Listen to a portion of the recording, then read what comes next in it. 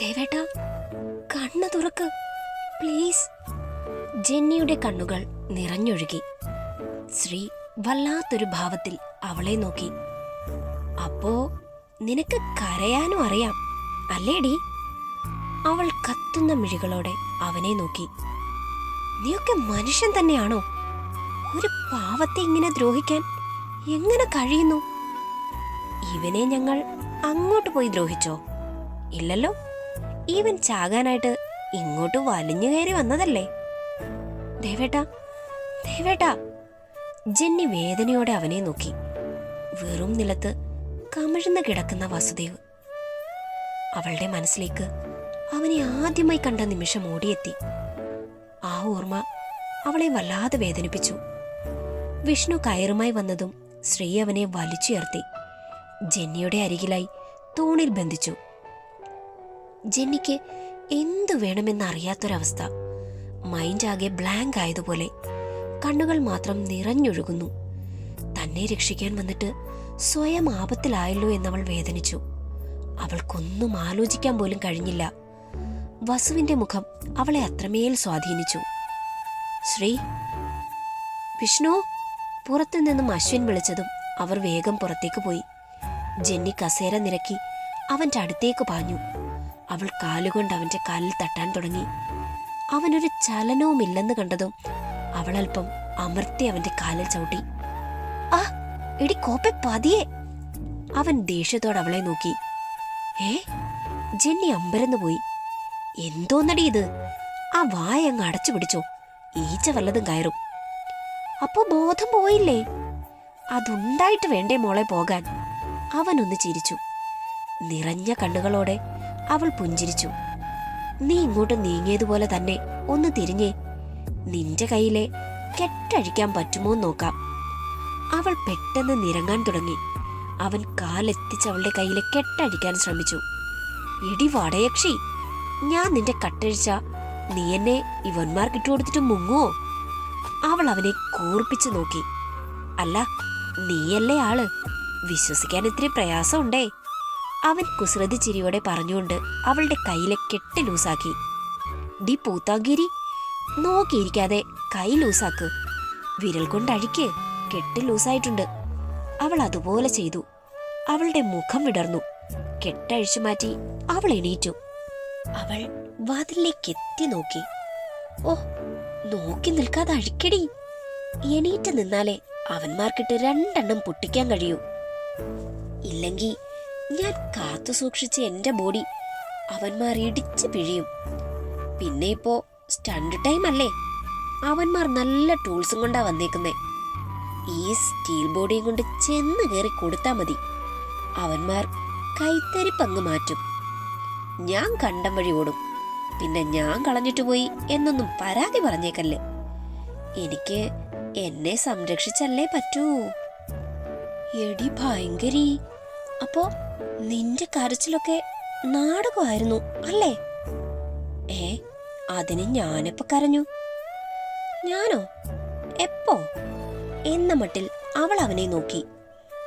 എന്റെ ദൈവമേ, ഓന്ത് പോലും ഇത്ര പെട്ടെന്ന് നിറം മാറ്റില്ല.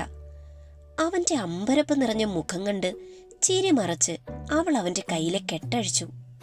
ഹോ, എന്തൊരു വേദനയാ! അവൻ എണീറ്റ് നിന്നു. കൈയൊന്ന് കുടഞ്ഞു. ജെന്നി അവന്റെ തലയുടെ പിന്നിൽ തൊട്ടുനോക്കി.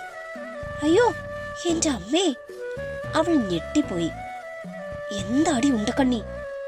അടി ഒറിജിനൽ ആയിരുന്നു. ഒടുക്കത്തെ വേദനയാ. പിന്നെ ബോധം പോയതുപോലെ ആക്ട് ചെയ്തതുകൊണ്ട് ചിലതൊക്കെ മനസ്സിലായി. അവൻ കള്ളച്ചിരിയോടെ അവളെ നോക്കി. അവൾ ഒന്നും മിണ്ടാതെ അവന്റെ കയ്യിൽ പിടിച്ചു.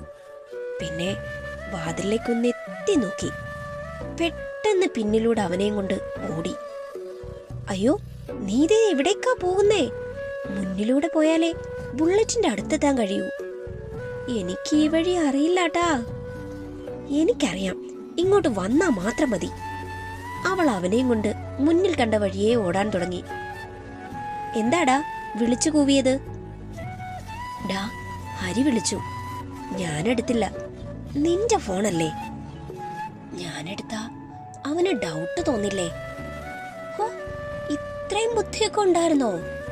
വിഷ്ണു അതിശയത്തോടെ അശ്വിനെ നോക്കി. ആ, നിനക്കില്ലാത്ത ചിലതൊക്കെ ദൈവം എനിക്ക് വാരിക്കോരി തന്നിട്ടുണ്ട്. അശ്വിൻ തിരിച്ചടിച്ചു. മിണ്ടാതടാ, ഞാൻ ഹരിയെ ഒന്ന് വിളിക്കട്ടെ. ശ്രീ ഡയൽ ചെയ്തുകൊണ്ട് മുന്നോട്ട് നടന്നു. ഉറക്കത്തിൽ നിന്നും വിളിച്ചുണർത്തി എന്നെ ഇങ്ങോട്ട് കൊണ്ടുവന്നത് അവളുടെ ഇടികൊള്ളാനും റേഞ്ച് നോക്കി ഫോൺ പിടിച്ചു നിൽക്കാനുമാണോടാ? പിന്നെ അതിനും വേണ്ടേ ഒരാൾ? വിഷ്ണു അവനെ നോക്കി ചിരിച്ചു. ഡാ, ദേ അവൻ വരുന്നുണ്ട്. ശ്രീ വരുന്നത് കണ്ട് വിഷ്ണു അശ്വിനെ തട്ടി. വാടാ, അവൾക്കുള്ളത് കൊടുത്തിട്ട് സീൻ വിടാം. വെറുതെ വള്ളി പിടിക്കണ്ട. ഹരിക്കെന്തോ ഒരു പന്തികേട് തോന്നിയിട്ടുണ്ട്. അവൻ ചിലപ്പോ ഇങ്ങോട്ട് വരാൻ സാധ്യതയുണ്ട്. അതിന് അവനും ഈ സ്ഥലം അറിയുവോ? പിന്നില്ലേ, വല്ലപ്പോഴും കമ്പനി കൂടാൻ ഇവിടേക്കാ വരാറ്. മറ്റു പ്രോഗ്രാമിനൊന്നും അവനെ കിട്ടില്ല. ആൾ പക്ക ഡീസന്റാ. വിഷ്ണു അശ്വിന്റെ കാതിൽ പറഞ്ഞു. എന്നിട്ടും നിനക്കെന്താടാ അവനോടൊരിഷ്ടക്കേട്? ഓ, അവൻ മാത്രം ഒരു നല്ല പിള്ള. നമ്മളൊക്കെ ലോക ഉടായിപ്പോ. സത്യമല്ലേ? പിന്നെന്താ നിനക്കിത്ര ചുരുക്ക്? നീയും അവന്റെ സൈഡാ അല്ലേ? ഞാനൊരു സത്യം പറഞ്ഞു എന്നേ ഉള്ളൂ. വിഷ്ണു! ശ്രീയുടെ അലർച്ച കേട്ടതും അവർ ഞെട്ടിപ്പോയി. കാറ്റുപോലെ അവർ അകത്തേക്ക് പാഞ്ഞു. എന്താ ശ്രീ? കിതപ്പോട് അശ്വിൻ നിന്നു. നോക്കടാ! ശ്രീ അലറി. അവരെ കെട്ടിയിട്ടിരുന്നിടം ശൂന്യമാണെന്ന് കണ്ടതും അവർ വിറച്ചുപോയി. നോക്കടാ! അവർ അങ്ങനെ പോയാ പണിയാകും. ശ്രീ തലമുടിയിൽ വിരൽ കയറ്റി മുറുകെ വലിച്ചു. അശ്വിനും വിഷ്ണുവും പരക്കം പാഞ്ഞു. അതെ, നീ ഇതെവിടേക്കാ പായുന്നേ? നിൽക്ക്! വസുദേവ് കിതപ്പോടെ നിന്നു. ജെന്നി കിതപ്പോടവനെ തിരിഞ്ഞു നോക്കി. ചെയർമാന് ഒട്ടും സ്റ്റാമിന ഇല്ലല്ലോ. മുട്ടയും പാലും ഒന്നും തട്ടാറില്ലേ? അവൾ പുരികം പൊക്കി. അവൻ അവളെ കൂർപ്പിച്ചു നോക്കി. നമ്മൾ ഇപ്പൊ റോഡെത്തും. കുറച്ചുകൂടി പോകാം. വാഴയ്ക്ക, നീ ചുറ്റും നോക്കടി മരയോന്തേ. റോഡല്ല, കാടാണ്. കൂടും കാട്. ഇനിയും മുന്നോട്ട് പോയാ വല്ല പുലിയോ കരടിയോ വന്ന് സലാം വെക്കും. അവർക്കൊന്ന് ഉപ്പ് നോക്കാനുള്ളതേ ഉള്ളൂ. ഞാനും നീയും ഒക്കെ. ജെന്നി അപ്പോഴാണ് ശരിക്കും ചുറ്റും നോക്കുന്നത്. കർത്താവേ, ഇതേത് ജില്ല? അവളുടെ കിളി പോയി. അവൾ ഒരു ഇളിയോട് അവനെ നോക്കി. എന്തേ തമ്പുരാട്ടി ഒന്നും പറയാത്തത്? നിന്റെ കിലോമീറ്റർ നീളമുള്ള നാവ് ചത്തോ? അവൾ ചുണ്ടു കൂർപ്പിച്ചു. അതിപ്പോ ഇയാളെ രക്ഷിച്ചോണ്ട് ഓടുന്നതിനിടയിൽ വഴി ഏതാ എന്താ എന്നൊന്നും ഞാൻ നോക്കിയില്ല.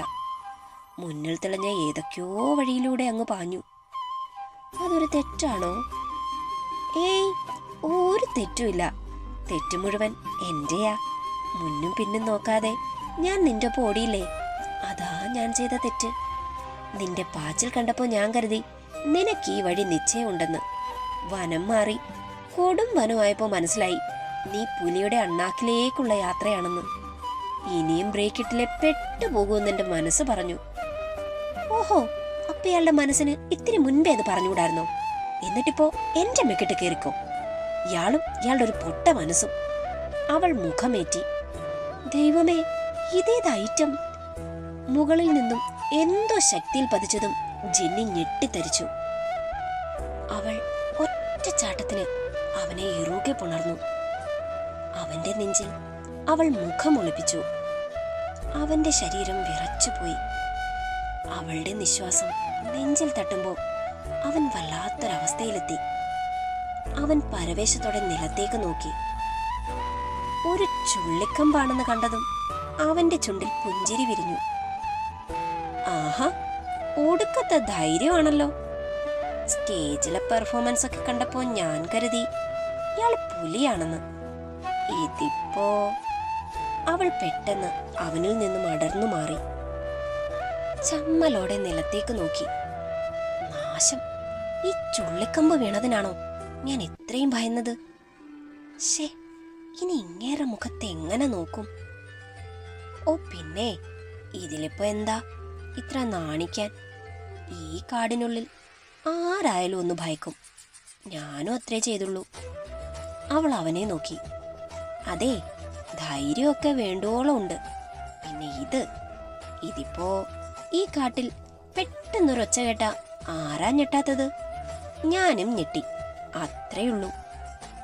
എന്നിട്ട് ഞാൻ ഞെട്ടിയില്ലല്ലോ? അവൻ ചിരിയടക്കി ചോദിച്ചു. അതിപ്പോ ഇയാളുടെ അടുത്തല്ലല്ലോ ഇത് വീണത്, എന്റെ അടുത്തല്ലേ? അതാ. അവൾ എങ്ങനെയോ വിക്കി വിക്കി പറഞ്ഞൊപ്പിച്ചു. ഇയാളോ? നേരത്തെ എന്തോ ഏട്ടാന്നോ ചേട്ടാന്നോ ഒക്കെ കേട്ടല്ലോ. അവൻ കണ്ണു ചുരുക്കി. ഓ പിന്നെ, ഒരു വേട്ടൻ. അത് അപ്പോഴത്തെ ഒരു സിറ്റുവേഷനിൽ നാവ് പണി തന്നതാ. അല്ലാതെ ഈ തിരുമോന്ത നോക്കി ആരെങ്കിലും ചേട്ടാന്നൊക്കെ വിളിക്കോ? എടി ഭയങ്കരി, നിന്നെ രക്ഷിക്കാനാണല്ലോ ഞാൻ ഈ സാഹസമൊക്കെ കാണിച്ചത്.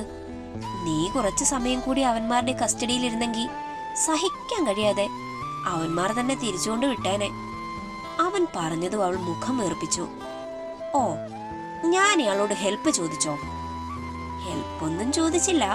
പക്ഷെ കൺമുന്നിൽ വെച്ച് ഒരു പെൺകുട്ടിയെ തട്ടിക്കൊണ്ടു പോകുന്നത് കണ്ടപ്പോ ഒന്നും ആലോചിക്കാൻ സമയം കിട്ടിയില്ല. ചാടി പുറപ്പെട്ടു. ഇപ്പോഴാ ഓർത്തത് പെൺകുട്ടിയല്ലായിരുന്നല്ലോ എന്ന്. പിന്നെ ഞാൻ എന്താടൂ? അവൾ മുഖം ചുളുക്കി. അതിപ്പോ പെണ്ണിന്റെ രൂപമാണേലും സ്വഭാവം വെച്ച് നോക്കുമ്പോ അതിലെന്തോ ഒരു ഉറപ്പില്ല. ഇനി അവ്വൈ ഷൺമുഖി സ്റ്റൈൽ വല്ലോ ആണോന്ന് പറയാൻ പറ്റില്ലല്ലോ. അവൻ ചിരി കടിച്ചമർത്തി. പോടാ മരപ്പട്ടി.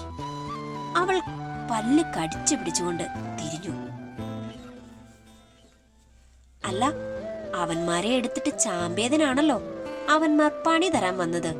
അപ്പൊ പിന്നെ എന്റെ സംശയം സ്വാഭാവികമല്ലേ? അവളൊന്ന് നിന്നു. അതിന്റെ പാറുവിന്റെ കയ്യിൽ കടന്നു പിടിച്ചിട്ടാ. അവൾ ഒരു പാവാ. എന്തോ വിഷമമൊക്കെയുണ്ട്. ഞങ്ങള് വെറുതെ ഇരിക്കുമ്പോ ഇവന്മാർ വന്ന് അലമ്പാക്കി. പാറുവിന്റെ കയ്യിൽ കയറി പിടിച്ചു.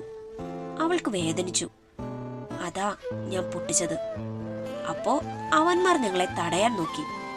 പിന്നെ ഞാനൊന്നും നോക്കിയില്ല. പൂഴിമണ്ണ് വാരി മുഖത്തേക്ക് തൂകി ശരിക്കും ഇടികൊടുത്തു. ഞാൻ ഇത്രേ ചെയ്തുള്ളൂ. അതിനാ അവന്മാരിപ്പോ. അയ്യോ എന്റെ മോളെ, കിലുക്കത്തിലെ രേവതി തോറ്റുപോകുന്ന പെർഫോമൻസ് ആണല്ലോ. അവൻ കണ്ണുകൾ വിടർത്തി. അവൾ ഒന്നിളിച്ചു കാണിച്ചു. നടക്ക് നടക്ക്, വല്ല വഴിയും തെളിയുന്നോ നോക്കാം. അല്ല, ചെയർമാന്റെ കയ്യിൽ ഫോണില്ലേ? അവൾ എന്തോ വലിയ സംഭവം പോലെ ചോദിച്ചു. പിന്നെ ഫോണുണ്ട്. പക്ഷേ ഈ കാട്ടിൽ നിന്റെ അപ്പൻ റേഞ്ച് കൊണ്ട് വച്ചേക്കുന്നോ? ദേ, എന്റെ അപ്പനെ വിളിച്ചാലുണ്ടല്ലോ. അവൾ കണ്ണുരുട്ടി. വിളിച്ചാ? അവൻ മീശ പിരിച്ചു. ഞാനും വിളിക്കും. അതിന് എന്റെ അപ്പൻ ആരാണെന്ന് നിനക്കറിയോ? അപ്പനെ വിളിക്കണേ അതാരാണ് എന്നൊന്നും അറിയണ്ടല്ലോ. വേണോ? എന്റെ പപ്പയെ പറ്റി അറിഞ്ഞിട്ടാണോ ഇയാൾ എന്റെ പപ്പയെ പറഞ്ഞത്? പിന്നെ successful businessman one and only Manuel അവരുടെ ഒരേ ഒരു സീമന്ത പുത്രിയല്ലേ നീ? ആ പാവം മനുഷ്യന് നിന്നെ പോലെ ഒരാറ്റം ബോംബ് എങ്ങനെ ഉണ്ടായെന്നാ ഞാൻ ചിന്തിക്കുന്നേ. എന്റെ പപ്പയെ അറിയോ? പിന്നെ അറിയോന്നോ? ഞങ്ങൾ കണ്ടിട്ടുണ്ട്, സംസാരിച്ചിട്ടുമുണ്ട്. ചുമ്മാതല്ല ഞാൻ SP മോളാണെന്ന് പറഞ്ഞിട്ട് പേടിക്കാത്തത് അല്ലേ? അവനൊന്ന് ചിരിച്ചു. പേടിക്കാത്തതിന്റെ കാരണം മറ്റൊന്നാ. അതെന്ത് കാരണം? അതാരാണെന്ന് നിനക്കറിയോ? ഇല്ല. അവൾ ചുമൽ കൂച്ചി. എന്റെ അച്ഛന്റെ ഏട്ടനാ. Oh my God. അവൾ വാ തുറന്നു. മതി മിഴിച്ചത്. വല്യച്ഛനിപ്പോ അത്ര ലോഹ്യത്തിലല്ല. കുറച്ച് ഫാമിലി ഇഷ്യൂ. അതെ, ഇവിടെ ഇങ്ങനെ കഥയും പറഞ്ഞു നിന്നാലേ അവന്മാരുടെ കണ്ണിൽ പെടും. കുറച്ച് നടക്കാം. ഈ സിനിമയിലൊക്കെ പോലെ വല്ല ട്വിസ്റ്റും നടന്നാലോ? എന്ത് ട്വിസ്റ്റ്? അല്ല, ഈ കാട്ടിൽ വസിക്കുന്ന മനുഷ്യരൊക്കെ ഇല്ലേ, ചെറിയ കുടിലുകളൊക്കെ കെട്ടി. ഓ അങ്ങനെ. ഇവിടിപ്പോ കുടിൽ പോയിട്ട് മനുഷ്യവാസം ഉള്ളതുപോലെ തന്നെ തോന്നില്ല. ആ, എന്തായാലും നടന്നു നോക്കാം.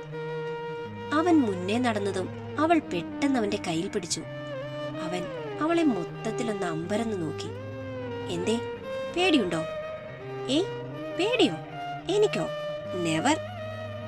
പിന്നെ പിന്നെ ചെറിയൊരു ഭയമല്ലേ? ആ, അല്ലല്ലല്ല. അവളുടെ പറച്ചിൽ കേട്ട് അവൻ പൊട്ടിച്ചിരിച്ചു. അവന്റെ ആ ചിരി അവൾ നോക്കി നിന്നു.